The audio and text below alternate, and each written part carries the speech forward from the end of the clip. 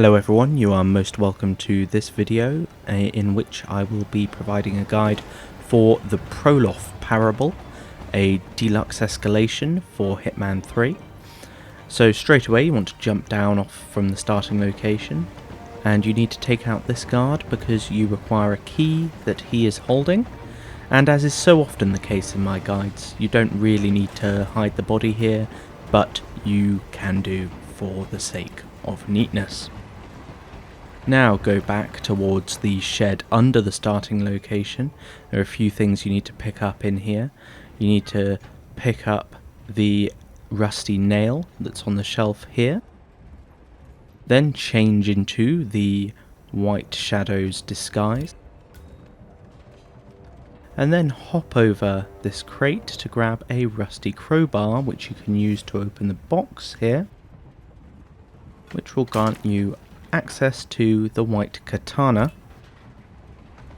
Then once you have the White Katana, you can head back out towards this armoured personnel carrier here, jump over this, and then when you get to the door at the back, you can use the rusty nail to pick that. And then your target is here, so just assassinate him with the katana. And then you exit the mission using this wheel here.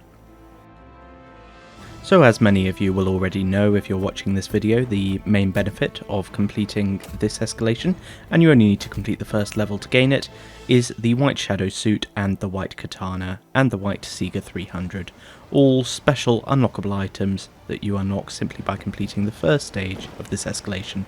But of course this guide is here to show you how to do all three stages with, as far as possible, a silent assassin rating. This second stage, unfortunately, you can't complete with the silent assassin rating because it requires some destructive murder on your part. So as you see, you need to start the level there by killing the guard who's standing at the first position, and then you just need to move into the train and immediately start chopping people down. Thus far, as long as you're moving fairly quickly between targets, there shouldn't be any major problems. Now, again, because you can't get a silent assassin rating, if guards do see you and start firing upon you, it's not necessarily the biggest problem in the world, as long as you can make it to them and cut them down before they can get too many bullets into you. But obviously ideal to be able to take them out stealthily like that, just because you can't actually deal with everyone firing at you all the time. But here, for example, it's inevitable these two are going to notice you, and you're doing well if you can chop them down with only getting a few bullets into you. So in case it wasn't already clear, what you're concerned about here is the timer, which elapses from each kill. You need to get another kill within 20 seconds. It isn't difficult as long as you're moving fairly swiftly between them. Simply keep making your way through what will begin to seem like interminable swathes of enemies, but eventually you will reach the target at the end of this whole parade of enemies. As I said before, it doesn't matter if some shoot you a little bit, just be careful in situations like this, particularly where they've got shotguns. You really don't want to be taking more than one blast from a shotgun. If, as is exceedingly possible, you do take shotgun fire, then give some thought as to whether you can use some of that 20-second allowance, if you have time in hand before the next assassination, to just allow the health to regenerate a little bit, because the biggest risk here is taking multiple rounds of fire within a short enough time that they aggregate to be enough to kill you.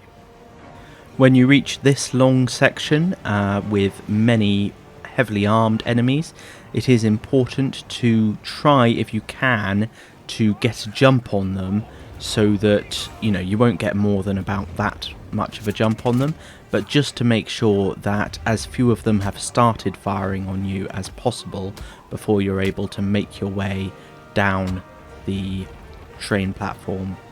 Otherwise you are going to have, 5 or 6 enemies there all firing on you. And it can get pretty hairy. Not to say it can't be done, but, just need to be careful with that long section.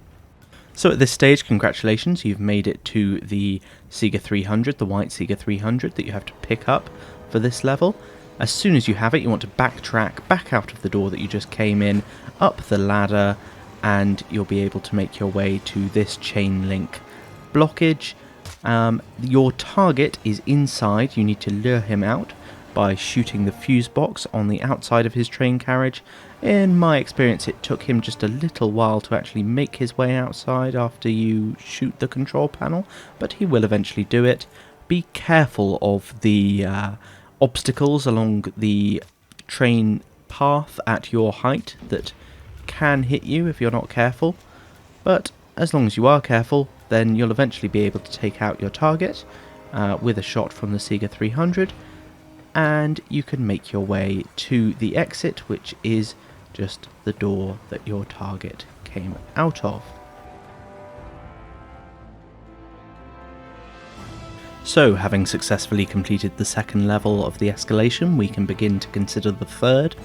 The rules for the third are that you are going to be starting with a restricted loadout. If you change outfits, you'll fail the mission.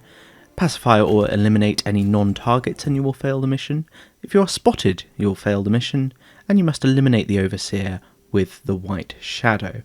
So, basically this is maximum stealth after a second level that was pretty chaotic and brutal.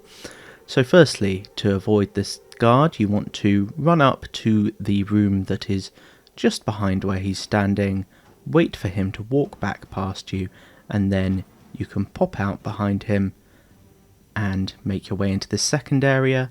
All you need to do here is make sure that you pop into this little cupboard and wait for the guard at the end of the room to walk back past you. Of course, it goes without saying that you're going to be crouch running past everyone. You need to be very stealthy here. Then as soon as he's passed, you can walk out into this third area. You need to wait for this guard to rotate around these two tables as you do. These aren't guards, sorry, these are just suits. Wait for them to be out of the way, like that. And then you'll be into the area where the Overseer is waiting for you. Again, you don't want the Overseer to see you before you begin the assassination, because that would count as spotted, and that would mean that you fail the mission.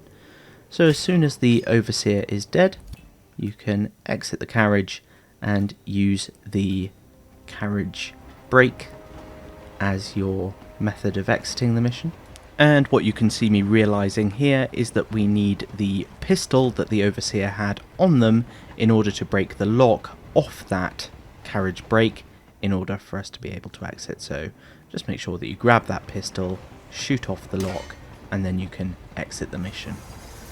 And that is it. You have achieved a Silent Assassin rating on level 3, the final level of the Proloff Parable Escalation.